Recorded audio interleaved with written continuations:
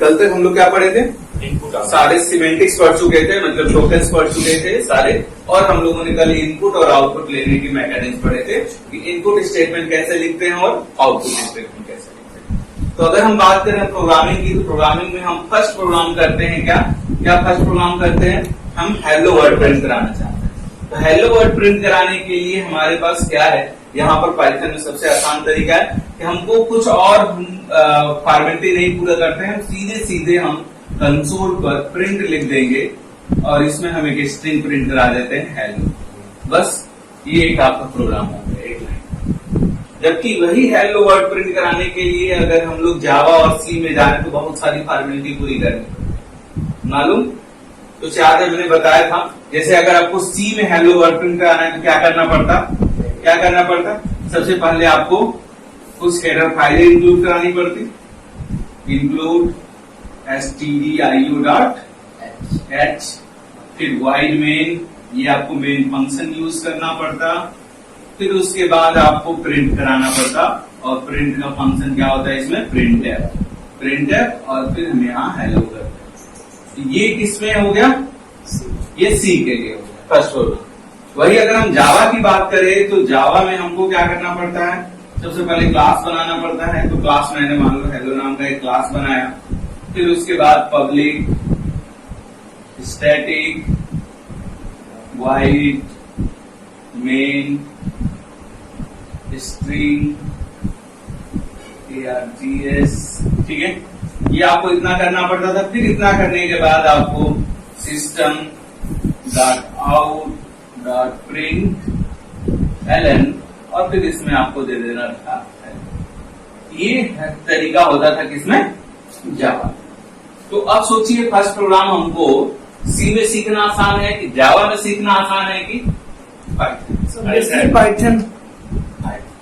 जो पाइथन में, क्योंकि से जो हमारी मेन ऑब्जेक्टिव हम शुरुआत वहीं से कर रहे हैं। अभी हम हमारा ऑब्जेक्टिव इसमें यहाँ प्रिंट ही करना है, लेकिन ये प्रिंट फंक्शन के लिए हमको हेडर फाइल इंक्लूड कराना जरूरी है। ये प्रिंट फंक्शन एक मेन फंक्शन के अंदर होना जरूरी है, ऐसा ही इसमें भी होता था। ये सब हमको करना पड़ता था जबरदस्ती। इसमें सेमी कॉलन की जरूरत पड़ती थी, यहाँ सेमी कॉलन नहीं। यहाँ करली की जरूरत पड़ती थी, यहाँ करली नहीं। नो सेमी कॉलन, नो करली, नो प्रॉब्लम। यहाँ नो प्रॉब्लम। तो दिक्कत नहीं। तो सिंपल सी बात है, एक प्रोग्राम के लिए समझ आ गया। पहला प्रोग्राम हमारे पास फर्स्ट प्रोग्राम तैयार है, आप कर लिए, एक लाइन में एक प्रोग्राम कर लिए। चलिए अब इस तरह से प्रोग्रामिंग हम करने जा रहे हैं। हम लोग इनपुट भी पढ़ चुके हैं, हम आउटपुट भी कर चुके हैं। एक सिंपल सा प्रोग्राम, और दूसरा वाला क्या होता है? हम दो नंबर को जोड़ना सीखेंगे, ठीक है। और भी यूजर से नहीं लेंगे, अभी हम लोग क्या करेंगे? अपने खुद असाइन करेंगे, ठीक है। फिर यूजर से लेना, इनपुट भी सीख, ठीक है। तो क्या करें इसको?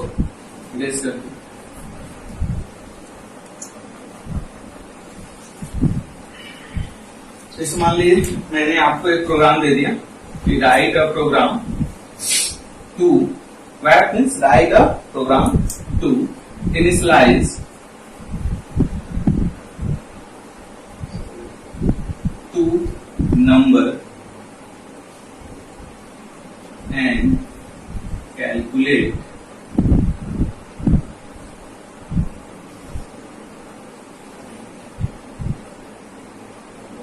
the sum of both, ठीक है।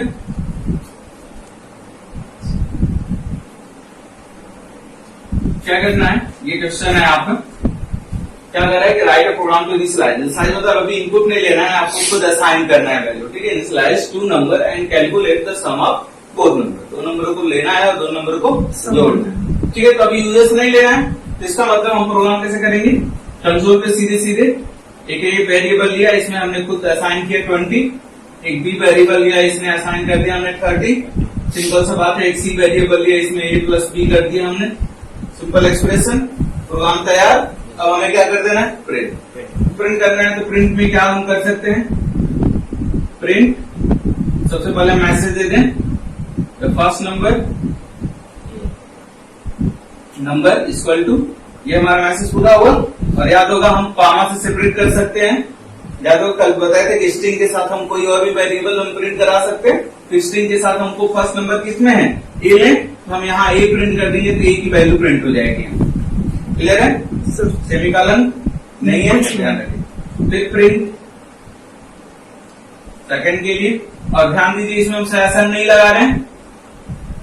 स्लैशन नहीं लगा रहे का मतलब क्या, स्लैश नहीं कर रहे हैं, बाय डिफॉल्ट है। कल पढ़े थे हम लोग क्या कि इसमें एक अलग से एट्रीब्यूट होता है एंड, जो इनविजिबल है, यहाँ दिखाई नहीं दे रहा है, और उसमें बाय डिफॉल्ट क्या होता है, स्लैश है।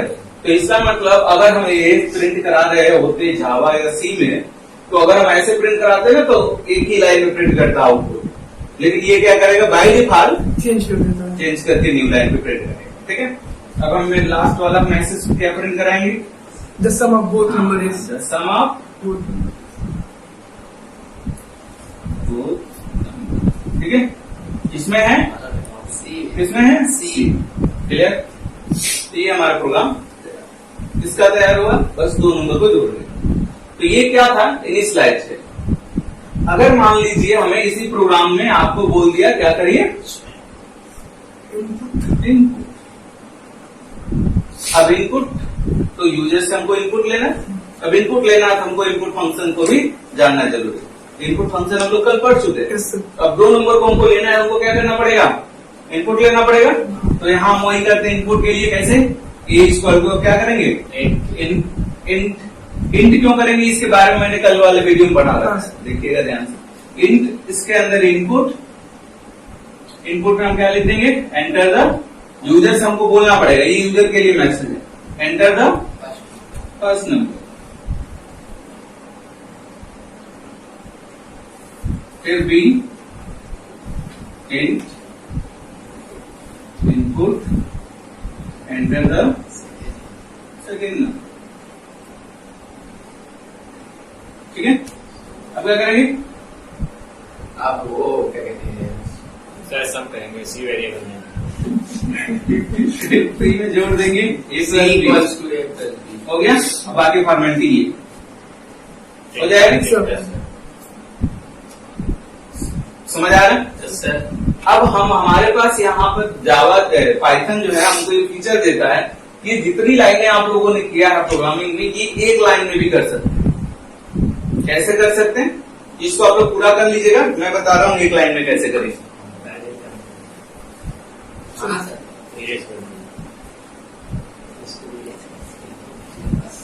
इस पूरे प्रोग्राम को हमको एक लाइन में करना है, इनपुट भी लेना है, प्रिंट सम भी करना है और प्रिंट भी करना है, एक लाइन। कैसे करेंगे, अब एक ही लाइन इंटीजर इनपुट, हाँ नहीं, उसने सीधे प्रिंट, अच्छा प्रिंट, ध्यान दीजिएगा, प्रिंट पहले मैसेज देते हैं, the sum of both number, ध्यान दीजिएगा, बोथ नंबर, मैसेज हमारी ये प्रिंट हो गई, कॉमा दे दी, कॉमा दे के हम यहाँ पर सीधे सीधे एक ब्रैकेट लेंगे और इसके अंदर हम मैसेज देंगे इंट, इंट के अंदर इनपुट, इनपुट और इनपुट के अंदर एंटर द, ध्यान दीजिएगा, एंटर द फर्स्ट नंबर। तो ये जो देगा वो यहां आ जाएगा पहला number plus int input enter the, मेरा दो लाइन हुए। ठीक है, ये हो गया, और ये हमारे ये मेन एम है यहाँ पर। ठीक है, और फिर ये प्रिंट का लास्ट नंबर। अब देखिए एक ही लाइन में पूरा का पूरा प्रोग्राम हो गया, दो नंबर पे जोड़। याद होगा आप लोगों को बताया थे कि जब भी आपको ब्रैकेट वगैरह हो तो सबसे इनर वाला पहले सॉल्व करते हैं, तो चलो इनर सॉल्व करते हैं। ये वाला इनपुट यूजर ने दिया, यहाँ यूजर ने, हमने यूजर से बोला फर्स्ट नंबर दो, तो पहले ये सॉल्व होगा, तो उसने दे रखा है मान लो 20 दे दिया। लेकिन याद होगा इनपुट फंक्शन क्या करता है, क्या करता है, स्ट्रिंग में ले लेता है। तो ये 20 हमारा इंटीजर नहीं है, क्या है, स्ट्रिंग।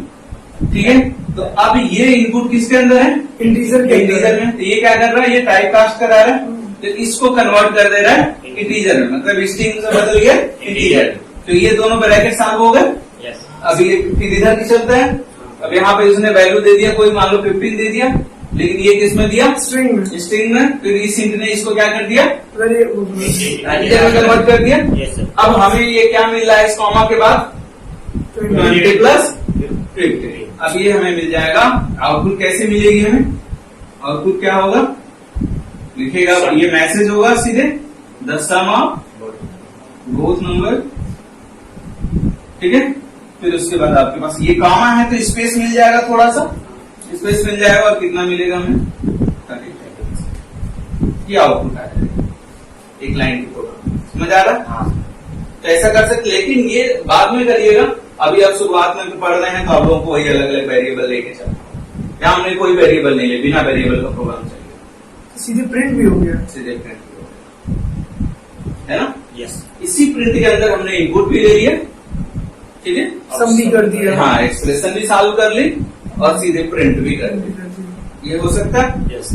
ठीक है। इसको नोट कर लीजिए। कोई प्रॉब्लम इसमें? नहीं सर, मिटाइए।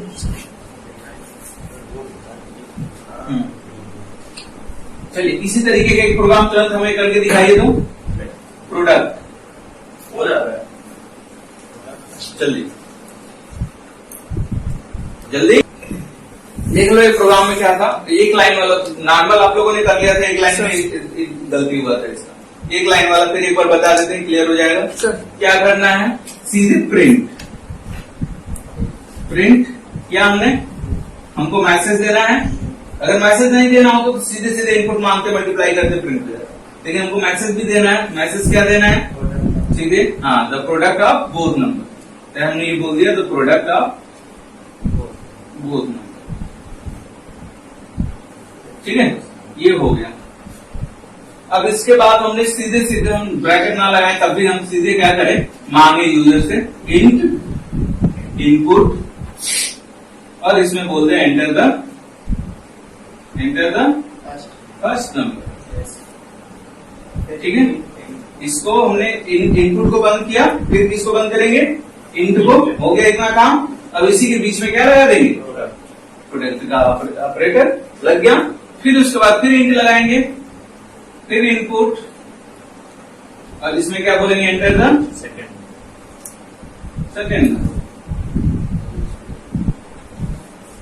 ये बंद हो गया। अब हमारा प्रिंट का भी है, ये प्रिंट का भी बंद हो गया। बात खत्म। इतना सिंपल है, कहाँ दिक्कत है? नहीं ना? बस यही प्रोग्राम हो गया एक लाइन। ठीक है। Next question.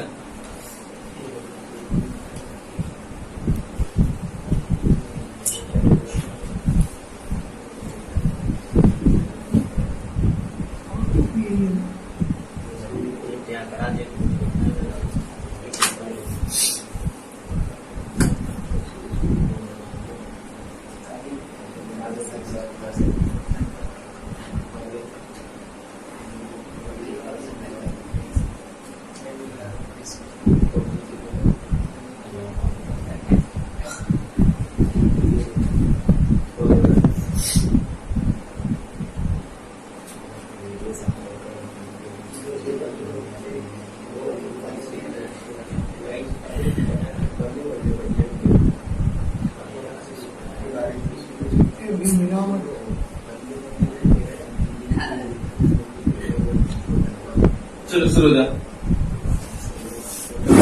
जा। चलो ये हो गया सब। हाँ। बता देखिए क्या करना है। साधारण सा क्वेश्चन को पढ़िए, उसी में सब कुछ लिखा हुआ है कि करना क्या है। मैं देख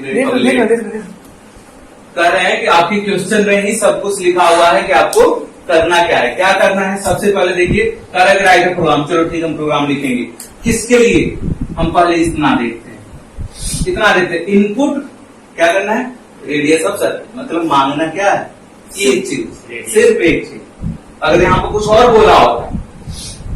बोला होता कि रेडियस एंड समथिंग, तो इसका मतलब कुछ और मांगना होता, दो चीज मांगना होता। यहाँ पर क्या बोला? एक चीज मांगना है। एक लाइन हम पूरा कर लें। हाँ। क्या मांगना है? रेडियस। अब हम दिमाग में हमारे पास ये आना चाहिए कि हमको सर्कल का निकालना है कुछ, तो सर्कल के लिए हमको क्या करना पड़ेगा? क्या करना पड़ेगा? सर्कल के लिए हमको प्लॉट की जरूरत पड़ेगी। तो प्लॉट की जरूरत पड़ेगी, तो इसलिए हम जब मांगेंगे रेडियस, तो जो भी वेरिएबल हमने, अगर मान लो आर नाम का वेरिएबल हमने लिया है, तो इसको हमको किस में कन्वर्ट करना पड़ेगा? फ्लोट में। अभी तक हम लोग किस में कर रहे थे? इंट में। इंट और फ्लोट का मतलब सुनते हैं ना? ठीक है, तो फ्लोट में, और यहाँ हम सीधे इनपुट बोल देंगे। अब इस इनपुट में मैसेज क्या देंगे? यही, enter the radius of circle, enter the.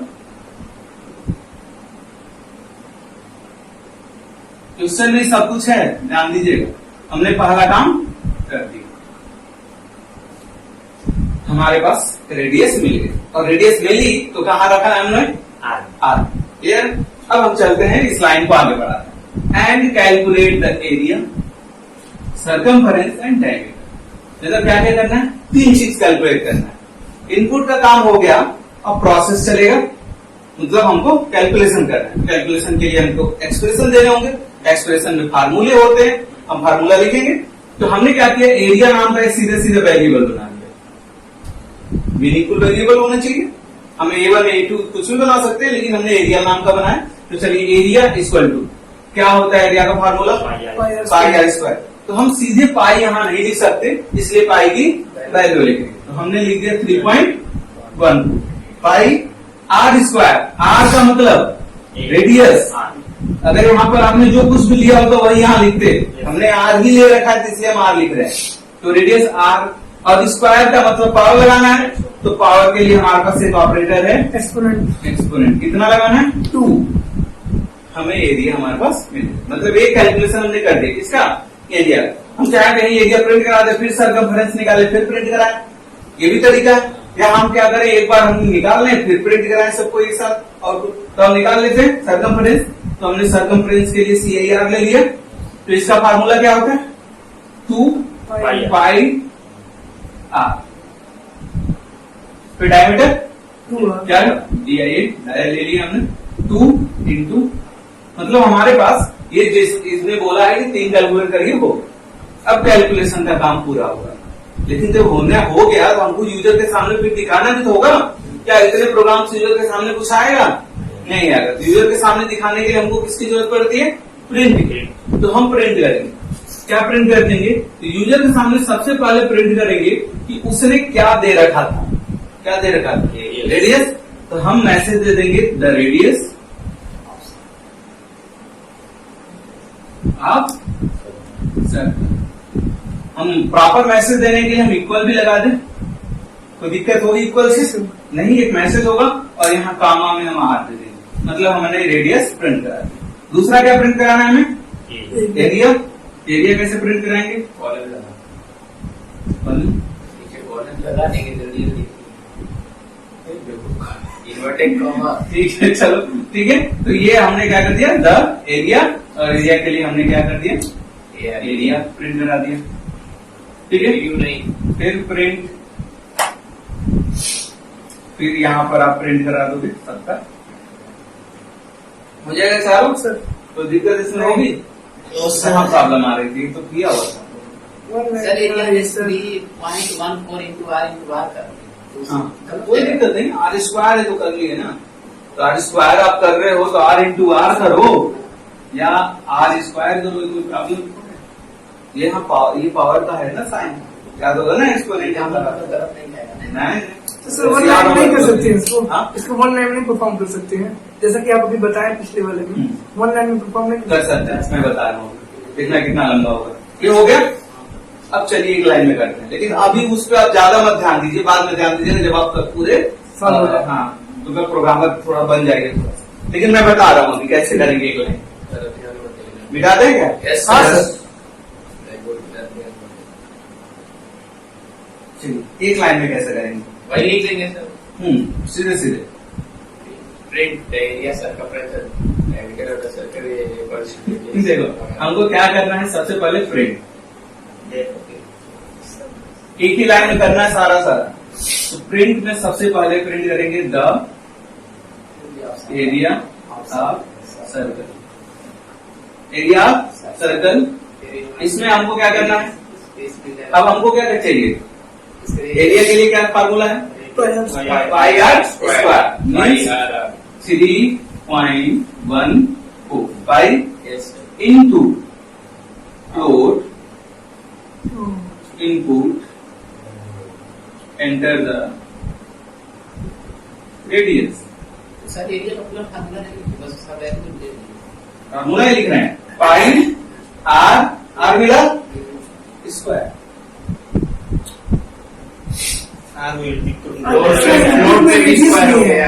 तो इनपुट में रेडियस ले लिए आप। अगर मतलब जैसे रेडियस मांगते थे हम लोग कि एंटर द रेडियस, तो यहाँ पे इनपुट पे सीधे एंटर वही ले लिए। वही तो हम लोग पिछले में भी कर रहे थे, ये भी नहीं ले रहे थे, सीधे सीधे एक ही जगह पे हम क्या कर रहे थे, मांग ले रहे थे। तो ये पूरा का पूरा आर हो गया कि नहीं हो गया, है ना।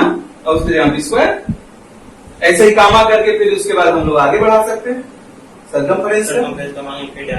फिर सिंपल सा सर्कमफ्रेंस में भी मांगेंगे। चलने के बाद यहाँ पर अगर किसी वेरिएबल में स्टोर करते तब हम कई जगह यूज करते हैं, यहाँ हम तो सीधे सीधे वैल्यू ले रहे हैं। तो सर आर की बात जहाँ जहाँ आएगी हम ऐसे ही लेंगे, पूरा ले लेंगे बस, कोई प्रॉब्लम नहीं होगी। करके दिखा आगे, चलिए आगे बढ़ाते हैं। सर आपको क्या करना है, यहीं पर आपको क्या कर देना है, कॉमा लगा देना है। कॉमा लगा के फिर से डबल इन्वर्टेड कॉमा में, अच्छा यहाँ स्लैश एन लगा लेंगे तो क्या मिलेगा आपको, न्यू लाइन पे मिलेगा। फिर क्या लिखेंगे, द सर्कमफ्रेंस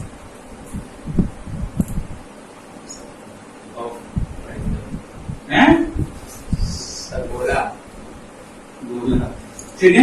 फिर उसके बाद क्या है इसका फार्मूला, 2 पाई, मतलब 2 इंटू पाई इंटू आर। अब आर तो हमारे पास है नहीं, तो आर क्या करना पड़ेगा, मांगना पड़ेगा। मांगने के लिए हमको क्या करना पड़ेगा, फ्लोट इनपुट और फिर एंटर रेडियस हो जाएगा सर।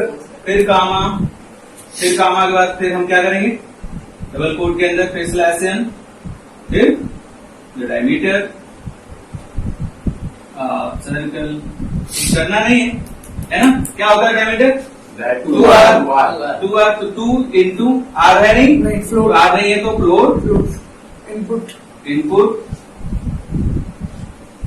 एंटर द रेडियस हो गया। फिर मेन लास्ट में हम क्या कर देंगे, प्रिंट फंक्शन हो गया। तो ये एक लाइन में प्रोग्राम हो, लेकिन ये तब आप करेंगे जब आप थोड़े से बड़े प्रोग्राम हो। मजा आ रहा है। आप अभी क्या कर रहे हैं, वही सिंपल वाला करिए जो मैंने ये क्वेश्चन पढ़ के बताया। क्या करना था कि पहले रेडियस लेना था, फिर प्रोसेस करनी थी, फिर आउटपुट देना अलग अलग। यहाँ क्या हो जा रहा है आपका, हाँ शुरुआत में आप इसमें फंस जाएंगे तो फिर प्रोग्रामिंग नहीं आएगी, तभी थोड़ा से बात। लेकिन अभी आगे ठीक है, अच्छी बात है। अगर आपने प्रैक्टिस कर ली तो आगे तो स्वैप वाला नहीं कर पाएंगे। हो जाएगा तो हो जाएगा ना इतना सर।